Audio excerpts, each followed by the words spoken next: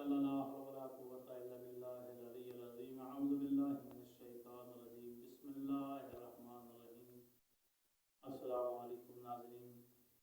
آج ہم جو وظیفہ لے کر آپ کی خدمت میں حاضر ہوئے ہیں وہ ہر حاجت کے لیے وظیفہ ہے۔ جو بھی آپ کی حاجت ہوگی اس کے لیے یہ وظیفہ آج ہم آپ کو بتائیں گے۔ رزق کے مناسبت سے اولاد نہیں ہے، اولاد کی مناسبت سے کاروبار بند ہے، کاروبار کی مناسبت سے رزق کی ہر حاجت کے لیے آج ہم وظیفہ آپ کو بتانے جا رہے ہیں۔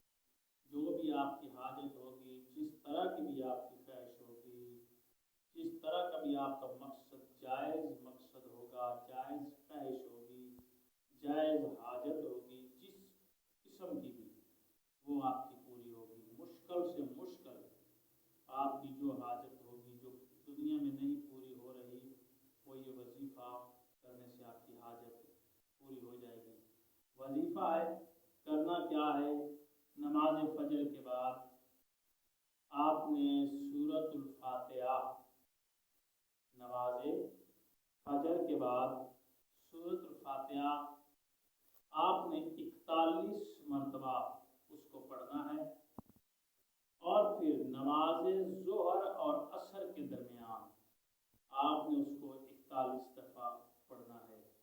انشاءاللہ آپ کی جتنی بھی کوئی مشکل ہوگی، جتنی بھی مشکل حاجت ہوگی، جتنی بھی مشکل کام ہوگا، آپ کا وہ حل ہو جائے گا یہ وظیفہ کرنے سے۔ عام وظیفہ نہیں ہے یہ وظیفہ، ہمارے امام حضرت محمد تقی علیہ السلام ان کے نام سے یہ وظیفہ منسوب ہے، ہمارے نویں امام کے نام سے، اور یہ نویں امام کا ہی وظیفہ ہے جو انہوں نے اپنے صحابہ کو، اپنے غلاموں کو پیش کیا اور انہوں نے اس وظیفے کو کیا۔ جو بھی آپ کی جائز خواہش ہو، جو بھی آپ کا جائز مقصد ہو، جو بھی آپ کا جائز کام ہو، وہ آپ یہ وظیفہ کریں، انشاءاللہ اللہ تعالیٰ پورا فرمائے گا۔ نماز فجر کے بعد آپ نے 41 مرتبہ سورۃ فاتحہ کی تلاوت کرنی ہے، اور پھر ظہر اور عصر کی نماز کے درمیان میں ظہر کی نماز پڑھ کے 41 دفعہ سورۃ فاتحہ پڑھنی ہے۔ اس کے بعد نماز عصر کو آپ نے پھر ادا کرنا ہے، یعنی کہ ظہر اور عصر کے درمیان میں سورۃ فاتحہ آپ پڑھیں گے 41 مرتبہ، اور جو بھی دعا ہوگی وہ آپ مانگیں گے، انشاءاللہ خالق کائنات 21 دن کے اندر اندر آپ کی وہ حاجت پوری فرمائے گا۔ 21 دن کا یہ وظیفہ ہے، اس کو متواتر کرنا ہے۔